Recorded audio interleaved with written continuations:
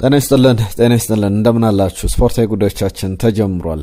ትናንትና በኤፍኤ ካፕ የአራተኛ ዙር ጨዋታዎች ወደ አምስተኛ ዙር ለማለፍ የተደረጉ መርሃ ግብሮች ነበሩ። ቸልሲ ከሜዳው ውጪ ያከናወነው መርሃ ግብር ነበረ። ሌሎችም ጨዋታዎች ዛሬ ይጠበቃሉ። እነዚህን ጨዋታዎች በተመለከተ በዝርዝር የምናነሳቸው ጉዳዮች ይኖራሉ። ትናንትና ቸልሲ በኤምኬኤም ስቴዲየም ያደረገው የአራተኛ ዙር ጨዋታ በድል የተጠናቀቀ ነበረ። ዛሬ ከሚደረጉ ጨዋታዎች መካከል ደግሞ ወሳኞቹን አንዳንዶቹን አስፈላጊ ጨዋታዎች እናነሳለን። ማንቸስተር ሲቲ ሳልፈርድን ይገጥማል። ሊቨርፑል ከብራይተን፣ እንዲሁም አስቶን ቪላ ከኒውካስል ምናልባት ጠንከር ያሉ ተጋጣሚዎች ያሉባቸው ቡድኖች ናቸው። አርሰናል ደግሞ እሁድ ዕለት ነው የሚጫወተው። እሁድ ምሽት 1:30 ሲል ከዊጋን አትሌቲክ ጋር በኤምሬትስ ስታዲየም ይጫወታል። በሌሎች ሊጎችም ላይ ትናንትና ፓሪስ ሰን ጀርመን ተሸንፏል። ሉካ ሞድሪች አስቆጥሮ ኤስ ሚላን ያሸነፈበትም ጨዋታ የሚጠቀስ ነው። ሌሎችም መርሃ ግብሮች ይኖራሉ። ዛሬ ሪያል ማድሪድ ይጫወታል። የባርሰሎና ጨዋታም ከሚጠበቁ መርሃ ግብሮች መካከል በዚህ በስፔን ላሊጋ ሰኞ ዕለት የሚደረግ መርሃ ግብር ነውና እነሱን ጉዳዮች እየነገርናችሁ እንቆያለን። ከዛ ግን ከጨዋታዎች ወጣ ብለን የምናነሳቸውን ጉዳዮች ልገራችሁ። ማይክል ካሪክ የእንግሊዝ ፕሪሚየር ሊግ የወሩ ምርጥ አሰልጣኝ ተብሎ ተመርጧል። እሱም በዝርዝር እናነሳለን። ስለ ማይክል ካሪክ አብዮት በማንቸስተር ዩናይትድ የምንነግራችሁ ጉዳዮች ይኖራሉ። በየጊዜውም የኦፕታ ሱፐር ኮምፒውተሮች የሚያወጧቸው የተለያዩ ግምቶች አሉ። ከግምቶችን በተጨማሪ ፓወር ራንኪንግ ብለው የምርጥ 10 ቡድኖችን በዓለም ላይ ያሉ በአውሮፓ ያሉ ምርጥ ቡድኖችን ይመርጣሉ። ማንቸስተር ዩናይትድ በዚህኛው ደረጃ ላይ የት ቦታ ጋር ተቀመጠ? በተለይ ማይክል ካሪክ ከመጣ በኋላ ምን አሻሽሏል የሚሉ ጉዳዮች አሉ። ዝውውሮችም ላይ አማካኝ ስፍራ ቦታ ላይ እንዲሁም ተከላካይ ላይ በተለይ በነጻ ዝውውር በተከላካይ ስፍራ ላይ ዓለም የሚፈልገው ተጫዋች አለ።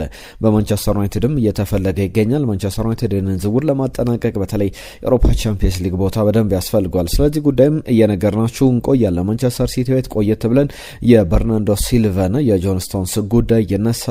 ሮድሪ ሊቀጣ ይችላል ተብሏል። ምናልባት በዋንጫ ፉክክሩ ላይ ለማንቸስተር ሲቲ ትልቅ እክል ሊሆን ይችላል። ማንቸስተር ሲቲ ሮድሪ ሳይኖር ፍጹም የተለያየ ቡድን እንደሆነ ይታወቃል። አርሰናል ቤት የሚነሱ ጉዳዮች አሉ።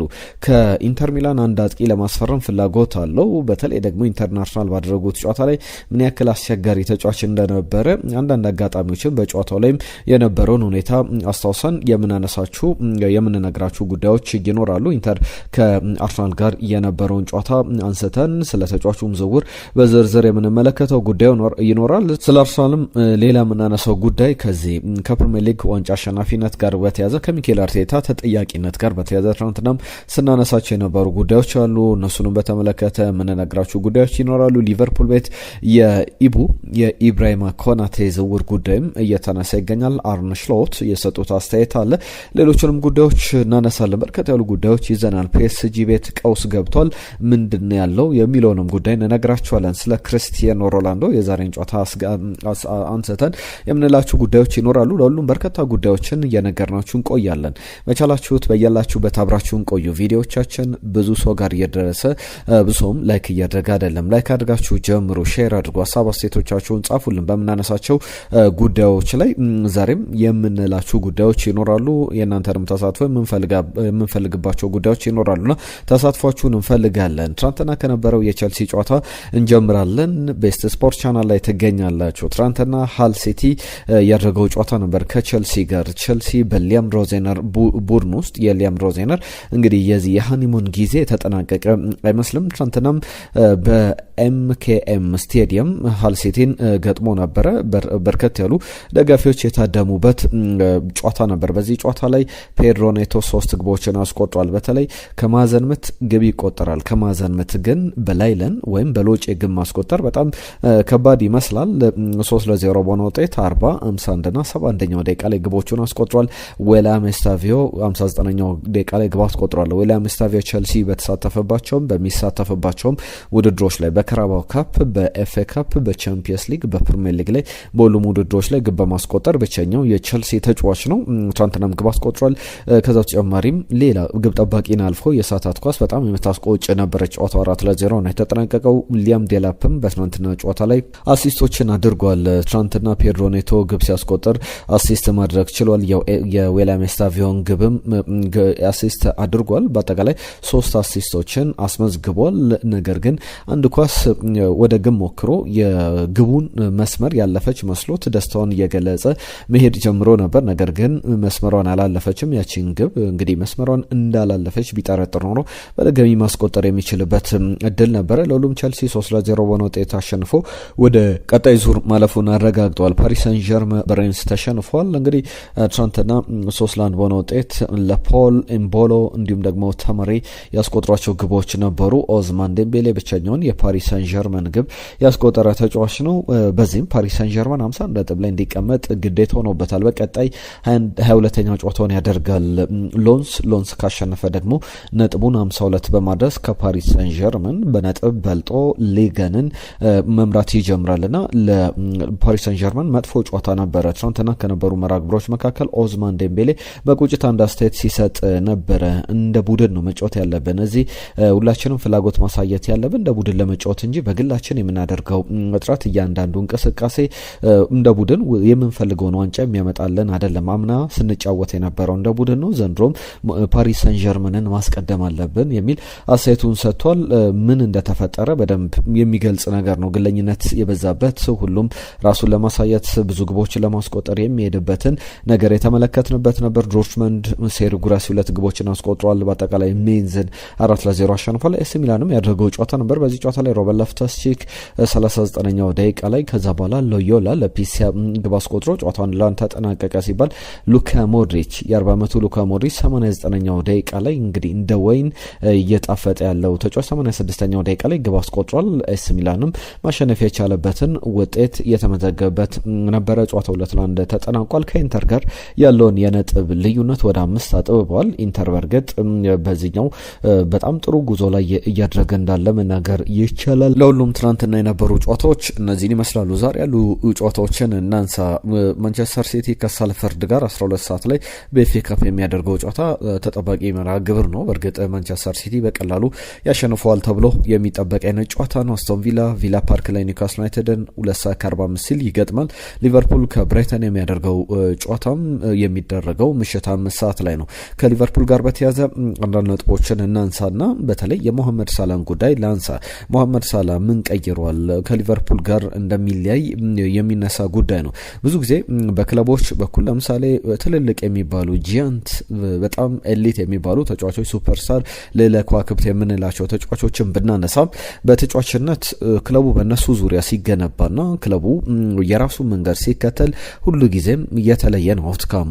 በተለይ ጉዳይ ለክርስቲያኖ ሮናልዶም ለሊዮኔል ሜሲም ለሞሐመድ ሳላም ሆነ ለነ ማክስ ዶማንም አዳዲስ ለሚመጡ ከዋክብት ለላሚን ያማልም ጭምር የሚሰራ አይነት ነው። ቡድን የሚገነባው የሆነ ተጫዋችን ኢፌክቲቭ ይሆናል የሚለውን አንድ አሰልጣኝ አንድ ሁለት ተጫዋቾችን ይመርጣል። ከዛ በኋላ እነሱን ለማጉላት ነው ጥረት የሚደረገው። ለምሳሌ ሞሐመድ ሳላም ሳይዶ ማኔም በነበሩበት ጊዜ ለሞሐመድ ሳላ የተሰራ ቡድን ነበር። ሳይዶ ማኔ ግቦችን ያስቆጥራል።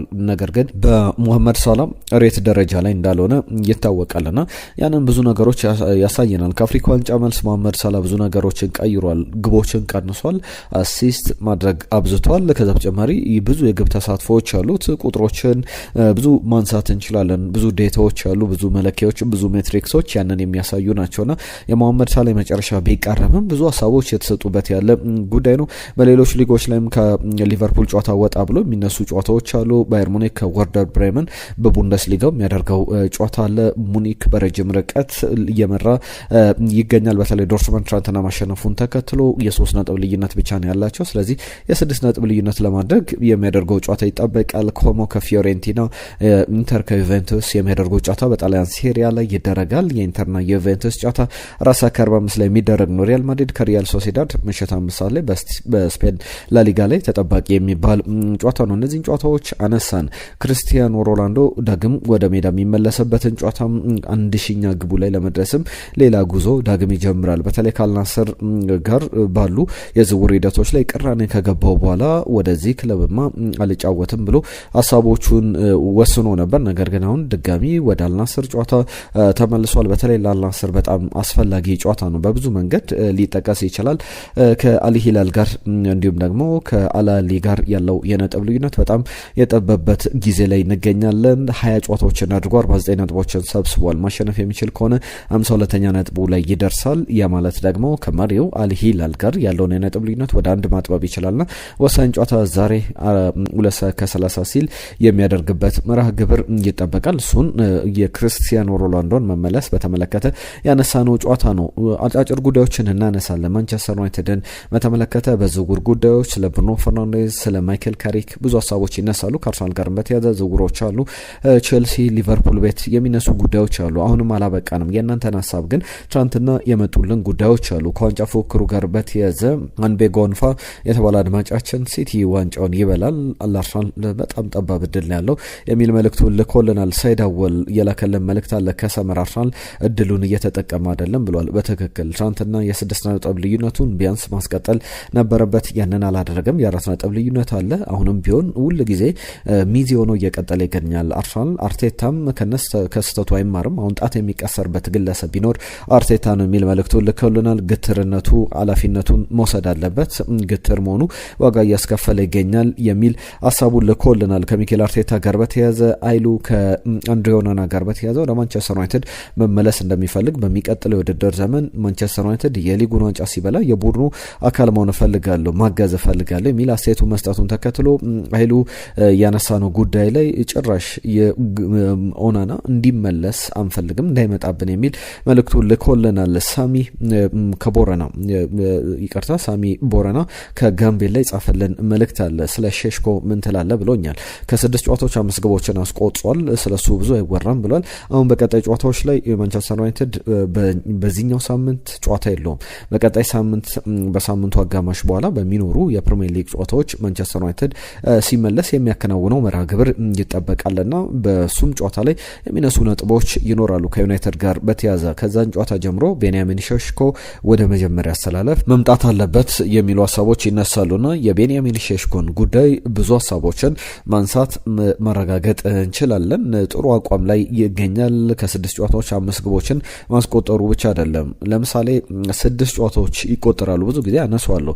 1 ደቂቃ 10 ደቂቃ አንዳንድ ጨዋታ ነው የሚቆጠሩና ቤንያሚን ሼሽኮ በእነዚህ 6 ጨዋታዎች ላይ የተጫወተባቸው ደቂቃዎችና የግብ እንግዲህ ሚኒት ፐር ጎሉን ስናነሳ አንድ ግብ በየ48 ደቂቃው ነው የሚያስቆጥረው። ያ ማለት ሙሉ 9 ደቂቃ ቢጫወት ኖሮ ብናሰላው ከነጭማሪው ሰከንዶች ከነጭማሪው ደቂቃዎች በአጠቃላይ በየአንድ ጨዋታ 2 ግቦችን ያስቆጥር ነበር። ሬቱ በዛ የሚቀጥል ከሆነ ያንንም የተመለከትንበት ነውና በጣም ድንቅ ጊዜ ላይ እንዳለ መናገር ይቻላል። ከዛ በተጨማሪ ቤንያሚን ሼሽኮ በተመለከተ ያነሳቸው ጉዳዮች አሉ። እንዲሁም ደግሞ ከዌስትሃም ጋር የነበረውን የካዝሜሮን ግብ፣ ሌሎችም የቫር ውሳኔዎችን ያነሳበት ጉዳይ አለ። ሳሚ ከልብ እናመሰግናለን ስለ ጻፍክልን መልእክት። ሽመልስ ከኳታር ዶሃ የዘውትር አድማጫችን ነው።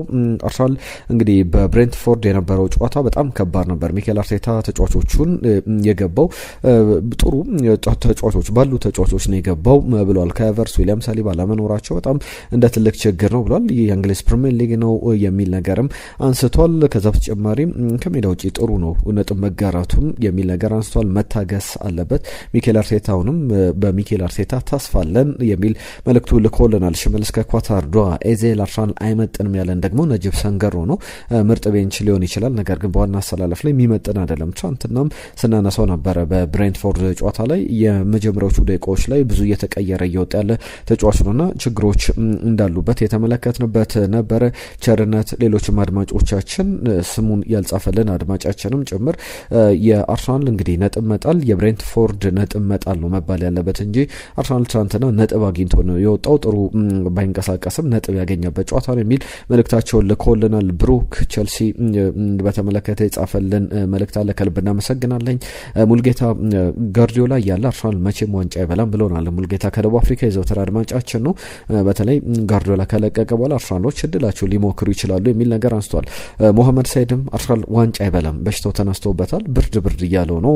ኦናና በማንቸስተር ዩናይትድ ዳግም መጫወት የለበትም፣ የሚገዛው ከጠፋ እንኳን ኮንትራቱ መቀደድ አለበት ብሎናል። ሞሐመድ ሳይድ ነጅብ ሰንገሮ የቼልሲ ደጋፊ እንደሆነ ነግሮናል። አርሰናል እንግዲህ ዝገቱ ጀምሮታል ከመሸነፍ እንዲሁም ተርፏል ማለት ይቻላል የሚል መልእክቱን ልኮልናል። ፓማባይም መልእክቱን ጽፎልናል። ሁላችሁንም ከልብ እናመሰግናለን። አሁን በዝርዝር ወደምንመለከታቸው ጉዳዮች እንለፍ። ማንቸስተር ዩናይትድን በተመለከተ አንዳንድ ጉዳዮችን ላንሳ። ከማይክል ካሪክ ጉዳይ ነው የሚጀምረው። ማይክል ካሪክ የወሩ ምርጥ አሰልጣኝ ተብሎ ተመርጧል። ተነስቷል። ከካሪ ጋር በተያያዘ እንግዲህ አንዳንድ አሰልጣኞች 4 ጨዋታ አድርገው ማይክል ካሪ ግን 2 ጨዋታ አድርጎ ጃንዋሪ ወር ላይ ሁለቱንም አሸንፎ ማንቸስተር ሲቲንም አርሰናልንም የገጠመበት ያሸነፈበት ጨዋታ ነበር። 5 ግቦችን አስቆጥሮ አርሰናል ላይ 3 ሲቲ ላይ 2 ግቦች ደግሞ በአርሰናል ተቆጥሮበት ሲቲ ምንም ግብ አላስቆጠረም። ክሊንሺት አስመዝግቦ የወጣበት ጨዋታ እንደነበረ ይታወቃል። የወሩ ምርጥ አሰልጣኝ ተብሎ የተመረጠበት ነበረ። ስለ ማይክል ካሪክ ስናነሳ በሚገርም ሁኔታ በጣም ቡድኑን አሻሽሎታል። ለዚህ ትክክለኛው ምሳሌ የኦፕታ የወንዶች ቡድኖች ሱፐር ኮምፒውተሮች የሚያስቀምጧቸው ከዛ በተጨማሪ ያሉ ብዙ ዴታዎችን ተጠቅሞ ኦፕታ ሱፐር ኮምፒውተሮችን ጭምር በመጠቀም ፓወር ራንኪንግ ያወጣል። የቡድኖችን ደረጃ ይመዝናል እና ያወጣልና አርሰናል አሁንም የውድድር ዓመቱ ከተጀመረ ጀምሮ በዚህ በፓወር ራንኪንጉ ላይ አርሰናል እየመራ ይገኛል። አሁን ማንቸስተር ሲቲ ወደ 2ኛ መጥቷል። ባየር ሙኒክ 3ኛ ነው። አስቶን ቪላ 4ኛ ነው። ሊቨርፑል 5ኛ ነው። ቸልሲ 7ኛ ደረጃ ላይ፣ ባርሰሎና 6ኛ፣ እንዲሁም ደግሞ ፓሪስ ሳን ጀርመን 8ኛ፣ ኢንተር ሚላን 9ኛ። 10ኛ ደረጃ ላይ የሚቀመጠው ሪያል ማድሪድ ወይም ሌሎች የአውሮፓ ትልልቅ ቡድኖች እና ዩቬንቱስ ወይም ሌሎች ቡድኖች አይደሉም። አትሌቲኮ ማድሪድ አይደለም። 10ኛ ደረጃ ላይ የሚቀመጠው በማይክል ካሪክ የሚመራው ማንቸስተር ዩናይትድ ነውና ምን ያክል ቡድኑ እንደተሻሻለ ከዚህ በላይ ማሳያ አለ ብዬ አላስብምና ማንቸስተር ዩናይትድ በጣም በጥሩ ጉዞ ላይ እንዳለ መናገር ይቻላል። ስለ ማንቸስተር ዩናይትድ 3 ተጫዋቾች ዝውውሮች ይነሳሉ። በተለይ አንደኛው የካርሎስ ባሌባ ጉዳይ ነው። ፉክክር መጥቶበታል። ቸልሲ እንዲሁም ደግሞ ፓሪስ ሳን ጀርመን የተጫዋቹ ፈላጊ ሆነው መምጣታቸውን ከስፔን ያሉ ብዙሃን መገናኛዎች እየዘገቡ ይገኛሉ። ካሜሮናዊው የ2 ዓመት ካርሎስ ባሌባን በተመለከተ ማንቸስተር ዩናይትድ አንድ አማራጩ ብቻ አይደለም ሌሎችንም እየፈለገ ያለበት ሂደት አለ። ከነዚህ መካከል የስፖርቲንግ ሊዝበኑ ተጫዋች ሞርተን ሁልሙን ነው። ሄልሙንን በተመለከተ ሞርተን ሁልሙን በጣም ጥሩ አቅም ያለው ተጫዋች ነው። በተለይ ደግሞ የስፖርቲንግ ሊዝበኑ ፕሬዝዳንት የሚያነሷቸው ጥያቄዎች ነበሩ። ከዚህ በፊትም በተደጋጋሚ አንስተኗል። ፕሬዝዳንቱ የተጫዋቹ ውል የውል ማፍረሻ 80 ሚሊዮን ዩሮ ነው። ፍሬድሪኮ ቫንደራስ ይባላሉ። ቫራንዳስ የሚያነሷቸው ጉዳዮች አሉ። ቫራንዳሽ በተጫዋቹ በኩል 80 ሚሊዮን ዩሮ ውል ማፍረሻ ቢኖረውም አሁን ከተጫዋቹ ጋር ስምምነት ላይ ደርሷል። 34 ሚሊዮን ፓውንድ አካባቢ የሚከፍል ክለብ ካለ ያ ማለት 40 ሚሊዮን ዩሮ አካባቢ ከውል ማፍረሻው በግማሽ በቀነሰ ገንዘብ ተጫዋቹ ሊለቅ ይችላል። ተጫዋቹ ደግሞ ወደ ማንቸስተር ዩናይትድ የሚሄድበት እድል እንዳለ እየተመለከትን እንገኛለን። የሞርተን ሁልሙን ጉዳይ በጣም ጥሩ መሪ ነው። የቡድኑ አምበል እንደሆነ ይታወቃል። አንድ ሌላ መሪ ከፖርቹጋል ሊግ ላይ ከስፖርቲንግ ሊዝበን ብሩኖ ፈርናንዴዝን እንዳመጣው ይህንንም ተጫዋች ማንቸስተር ዩናይትድ አምጥቶ በጣም ሊጠቀምበት ይችላል የሚሉ ዘገባዎች አሉ። ሌላኛው ጉዳይ የሽሎተንበርግ ጉዳይ ነው። ሽሎተንበርግ በጣም ጥሩ ተከላካይ ነው። የቦሩሲያ ዶርትመንድ ተከላካይ ነው። ዓለም እየፈለገ ይገኛል። ማንም የማይፈልገው ክለብ የለም ብሎ መናገር ይቻላል። ዶርትመንድን ይለቃል በነጻ ዝውውር ተብሎ እየተጠበቀ ይገኛል። ቢልድ ይዞት የወጣው ዘገባ አለ። እንደሚታወቀው ባርሰሎና፣ ሪያል ማድሪድ፣ ቸልሲ፣ ሊቨርፑል፣ ማንቸስተር ሲቲ ሁሉም ትልልቅ የዓለማችን ክለቦች ከፓሪስ ሳን ጀርመን ጨምሮ ይፈልጉታል። ባየር ሙኒክም አይኑን የጣለበት ተጫዋች ነው። ይህንን ተጫዋች በተመለከተ የጀርመኑ ቢልድ ይዞት የወጣው ዘገባ ማንቸስተር ዩናይትድ በዚህ ተጫዋች ላይ ፍላጎት አድርጓል። ወኪሎቹን እንዲሁም ደግሞ በጣም ትልልቅ የሚባሉ የማንቸስተር ዩናይትድ መልማዮች አሉ። እነዚህ መልማዮች በቅርብ ስካውቲንግ ሪፖርቶችን እንዲያቀርቡ ታዘዋል። ጨዋታዎችን የዶርትመንድ ጨዋታዎችን እየተከታተሉ ይገኛሉ የሚል ዘገባዎችን ተመልክተናል። ለሁሉም ማንቸስተር ዩናይትድን በተመለከተ እነዚህ በስፋት የሚነሱ ጉዳዮች ናቸው። አርሰናል ቤት ምን አለ ለምትሉን በዝውውር ጉዳዮች ዋንጫ ፉክክሩም ላይ የሚነሱ ጉዳዮች አሉ። አሁንም ሁል ጊዜ ቀደምም ብዙ አድማጮች ሲያነሱት ነበር። ሚኬል አርቴታን አርሰናልን መጠራጠሩ የሚቀር አይደለም ዋንጫ እስካልበላ ድረስ ሁሌ በተደጋጋሚ ይለዋለሁ። ትልቁ ማሳያ ለምሳሌ በቨርጂል ቫንዳይክ እና በዊሊያም ሳሊባ መካከል ያለው ልዩነት አሁን የዋንጫ ብቻ ነው። ቨርጂል ቫንዳይክ ትልቁ ተከላካይ ሊሆን ይችላል፣ በጣም በትልቅ ደረጃ ስሙ የሚጠቀስ ነገር ግን ዋንጫ ከበላ ቻምፒየንስ ሊግን ፕሪሚየር ሊግን በበላበት ሰዓት ላይ የእሱ ስታተስ የእሱም ተቀባይነት ጥርጣሬዎች በሙሉ ይቀንሳሉ። ለማንቸስተር ሲቲም ተጫዋቾች ከዚህ በፊት እንደሚባለው ነው እና ቪንሶን ኮምፓኒ ፕሪሚየር ሊጉን አሸንፈው ባያጠናቅቁ ኖሮ ጥርጣሬዎች ይኖራሉ። የፔፕ ጋርዲዮላም ሁሉ ጊዜ የረጋለት ከዛ ብዙ ጥያቄዎች ሲነሱበት ይሄማ ፕሪሚየር ሊግ ነው ይከብደዋል ሲባል እንዳልነበረ ሁሉን ነገር ዝም ያስባለው በማሸነፍ ነው። አሁንም አርሰናል ያንን ማድረግ ይኖርበታል። ለምሳሌ ፒተር ኮች አንድ ነገር ያነሳል። ፒተር ክራውች ከሚያነሳቸው ጉዳዮች መካከል ማንቸስተር ሲቲ፣ ማንቸስተር ዩናይትድ፣ ሌሎችም ሊቨርፑል፣ ቸልሲ ባሉበት ደረጃ ላይ አይገኙም። ስለዚህ በሊጉ ፉክክር ላይ ቶፕ ቡድኖች ላይ ላክ ኦፍ ኳሊቲ ያለ የጥራት ደረጃ ዝቅተኛ መሆን አለና ያንን ሚኒመም ባሩን አርሰናል በቀላሉ ማሳካት ይችላል። በያዝነው ዓመት ትልቁ ድል ለአርሰናል የዚህኛው ዓመት ነውና በዚህ ዓመት ላይ ያንን አይነት ለመግፈፍ ከ2 ዓመታት በኋላ ፕሪሚየር ሊጉን ማሸነፍ ይኖርበታል። ነገር ግን አርሰናል ያንን የማያደርግ ከሆነ ጥያቄዎች መልስ የሚፈልጉ ጥያቄዎች ይኖራሉ የሚል አስተያየቱን ሰጥቷል። ለሁሉም ሚኬል አርቴታ ለምሳሌ 2026 ከገባ በኋላ ከጃንዋሪ ወር በኋላ ብዙ እየተንሸራተተ ይገኛል። ቦርመዝን በከባዱ ጨዋታ 3-2 በሆነ ውጤት አሸንፏል። ከሊቨርፑል ጋር 0-0፣ ከፎረስት ጋር 0-0፣ በማንቸስተር ዩናይትድ 3-2 የተሸነፈበት ጨዋታ፣ ሊድስን 4-0፣ ሰንደርላንድን 3-0 በአጠቃላይ 7 ግቦችን ያስቆጠረባቸው አዲስ አዳጊ ቡድኖች ነበሩ። ከብሬንትፎርድ ጋር 2-2 አጠናቋል። አሁንም ቢሆን በ4 ነጥብ ልዩነት ሊጉን እየመራ ይገኛል። ነገር ግን 2026 ከገባ በኋላ ካደረጋቸው ጨዋታዎች 3ቱን አሸንፎ 3ቱን ባቻ ውጤት አንዱን ተሸንፏል። ከ7 ጨዋታዎች 3 ጨዋታዎችን ብቻ ያሸነፈበት ነውና ጉዞ የበለጠ ጥያቄ የሚያስገባ ነው። ከዚህ በፊት በተደጋጋሚ ሲነሳ ነበር። ከመጨረሻ 12 ጨዋታዎች አርሰናል የሰበሰባቸው ነጥቦች ከሊጉ ሻምፒዮን ከነበሩ ቡድኖች ጋር ሲነጻጸር በጣም ደካማ ነው። ካምናም ጀምሮ ከሊቨርፑል ጋር ሲነጻጸር ለምሳሌ 2022-23 ብናነሳ ሲቲ ከመጨረሻ 12 ጨዋታዎች የሰበሰባቸው ነጥቦች በጣም በሚያስገርም ሁኔታ ከ36 ነጥብ 31 ሰብስቧል። አርሰናል ግን ከ36 ነጥብ 21 ነጥቦችን የሰበሰበው የ10 ነጥብ ልዩነት ነበረ። 2023-24 ላይ በድጋሚ ያ ነገር የተደገመበት ነበረ። ከ36 ነጥብ አርሰናል 31 ሰበሰበ። ነገር ግን በቂ አልነበረም። ማንቸስተር ሲቲ 32 ሰብስቧል። በተለያዩ ዓመቶች ላይ እነዚህን ቁጥሮች በተደጋጋሚ መጥቀስ ይቻላል። አርሰናልን በተመለከተ አንድ ትልቅ ዝውውር እየተነሳ ይገኛል። ፍራንቼስኮ ፒዮ ኤስፔሲቶ ይባላል። ይህንን የኤስፔሲቶን ዝውውር ለማጠናቀቅ ከኢንተር ሚላን አርሰናል በክረምቱ ፍላጎት አለው። ግዙፍ፣ ፈጣን፣ ግብ አስቆጣሪ፣ ጨራሽ የሚባል አጥቂ ነው። 20 ዓመቱ ላይ ይገኛል።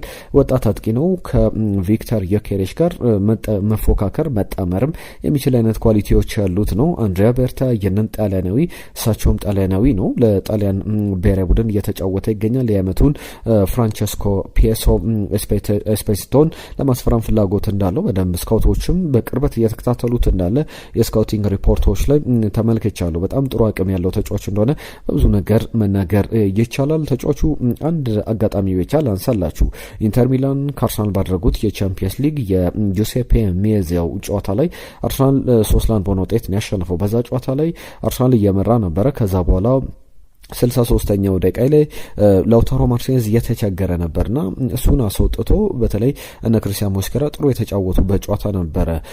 ኤስፔሲቶን አስገቡት አሰልጣኙ ክርስቲያን ኪየቮ ቀይሮ ካስገባ በኋላ ፍራንቼስኮ ፒየዞ ለአርሰናል ተከላካዮች ፋታ ነስቷቸው ነበር፣ በጣም ከብዷቸው ነበር። ከዛ በኋላ ወዲያው ነበረ ሚኬል አርቴታ ከተመለከተ በኋላ ነገሩን ከ10 ደቂቃዎች በኋላ ወዲያው ነበር ቅያሬ እያደረገው። የቀየረው ተጫዋች ደግሞ ጋብሪኤል ማጋሌሽን ነበር። ፊዚካሊቲም በፍጥነትም ተጫዋቹን እንዲቆጣጠር ከዛ በኋላ ተጫዋቹን በመጠኑም ቢሆን መቆጣጠር ችሎ ነበር። ይህንን ተጫዋች ነው እንግዲህ አሁን አርሰናል ለማስፈረም ጥረት እያደረገ የሚገኘው። ከሊቨርፑል ጋር በተያያዘ እየተነሱ ያሉ ጉዳዮች አሉ። ኢብራሂማ ኮናቴ አዲስ ውል ሊፈርም ይችላል የሚሉ ጉዳዮች እየተሰሙ ይገኛሉ። በተለይ አሰልጣኝ አርነ ስሎት የሚያነሷቸው ጉዳዮች አሉ። ኢብራሂማ ኮናቴ እንደ ሊቨርፑል ነው፣ ከሊቨርፑል ጋር ይመሳሰላል። 89 ደቂቃዎችን በጣም ጥሩ ተጫውቶ ነገር ግን አንድ ደቂቃ ላይ በጣም ሲቸገር ልትመለከቱት አልትችላላችሁና ያ አንድ ደቂቃ ጎልቶ ወጥቶ በጣም ደካማ ተብሎ ሲጠቀስ ይሰማል። ሊቨርፑልም ጥሩ የነበረባቸው ደቂቃዎች ተረስተው በአጭር ጊዜ እንደዚህ አይነት ምስሎች ይሰጡታል የሚል ነገር አንስተዋል። እናም ኢብሩ ኮናቴ በጣም አስፈላጊ ተጫዋች ነው የሚል ነገር አንስተዋል። ከእሱ ጋር እየተነጋገረን እንገኛለን፣ ባንፈልገው እኮ አንነጋገርም ነበረ፣ በክለቡ እንዲቆይ ይፈልጋል፣ ያንንም ለማድረግ ጥረት እያደረግን እንገኛለን የሚል አስተያየታቸውን ሰጥተዋል። ከዛ ውጪ ማንቸስተር ሲቲን በተመለከተ የሚመነሱ የሚጠቀሱ ጉዳዮች አሉና በእነዚህ ጉዳዮች ላይ አንዳንድ ሀሳቦችን ላንሳና ላጠናቀቅ። ከሲቲ ጋር በተያዘ አንድ ሁለት ጉዳዮች አሉ። በተለይ በርናርዶ ሲልቫ በያዝነው የውድድር ዘመን መጨረሻ ላይ ውሉ ይጠናቀቃል። እሱ ብቻ አይደለም፣ ጆን ስቶንስም ውሉ ይጠናቀቃል። ጆን ስቶንስ በባየር ሙኒክ እየተፈለገ ይገኛል። በርናርዶ ሲልቫን ስናነሳ ደግሞ በዩቬንቱስ እየተፈለገ ይገኛል። በርናርዶ ሲልቫ በጣም ብቃቱን አሻሽሏል። በተለይ በቅርብ ባሉ ጨዋታዎች ላይ ፔፕ ጋርዲዮላም የሚሰጣቸው አስተያየቶች አሉ። አሁን እየተከተልን ያለው ሲስተም ያለ በርናርዶ ሲልቫ የሚሰራ ሲስተም አይደለም ብሎ እስኪያሞጋግሰው ድረስ በጣም ጥሩ የተሻሻለ ብቃትን እያሳየ እየተመለከት ነው እንገኛለንና በቀጣይ የተጫዋቹ ብቃት ምን ያክል ይሻሻላል የሚለውን ጉዳይ ደግሞ በደንብ እየተመለከትን እያነሳሳን በቀጣይም ምን ነገሮች ይጠበቃሉ የሚለው እናነሳለን። ቸልሲን በተመለከተ አንዱ ጉዳዮች አሉ። ሊያም ሮዜነር ትናንትና ሀል ሲቲን አሸንፏል። ቅድም ጨዋታውን በተመለከተ ሳነሳ ያላነሳሁት ጉዳይ ነውና ሊያም ሮዜነር ሜይ 2024 ላይ ግንቦት 2024 ላይ ከሞላ ጎደል ከሁለት ዓመታት በፊት በሀል ሲቲ የተሰናበቱ አሰልጣኝ ነበሩ። አሁን ግን ቸልሲን እየመሩ ሀል ሲቲን 4-0 አሸንፏል። ከሊያም ዴላፕ ጋር በተያያዘ ወደ ቸልሲ መምጣት አልነበረበትም የሚል ጉዳይ ተሰምቷል። ይህንን ያለው ጄሚ ካራገር ነው። በትክክል ወደ ቸልሲ መምጣት አልነበረበትም። ከዛ ይልቅ ሚድ ቴብል ላይ ያሉ እንደ ኤቨርተን እንደ ክሪስታል ፓላስ ያሉ ቡድኖችን ተጠቅሞ ከዛ በኋላ ወደ ዋናው ቡድኖች ዝውውሮቹን ማድረግ ነበረበት የሚል ሀሳቡን አንስቷል። እንግዲህ ጉዳዮቻችን ስፖርታዊ መረጃዎቻችን እነዚህን ይመስላሉ። በርከት ያሉ ጉዳዮችን ነው ያነሳነው። እናንተን ሀሳቦች ላኩልን። ባነሳናቸው ጉዳዮች ላይ መልእክቶቻችሁን ጻፉልን። ቪዲዮቻችንን ላይክ፣ ሼር፣ ሰብስክራይብ እያደረጋችሁ አብሮነታችሁን አሳዩን። በያላችሁበት ሰላማችሁ ይብዛ። ለሰጣችሁን ጊዜ ስላዳመጣችሁን ከልብ እናመሰግናለን። ነገም በአዳዲስ ጉዳዮችን እንመለሳለን። ጤና ይስጥልን። መልካም ጊዜ ሆንላችሁ።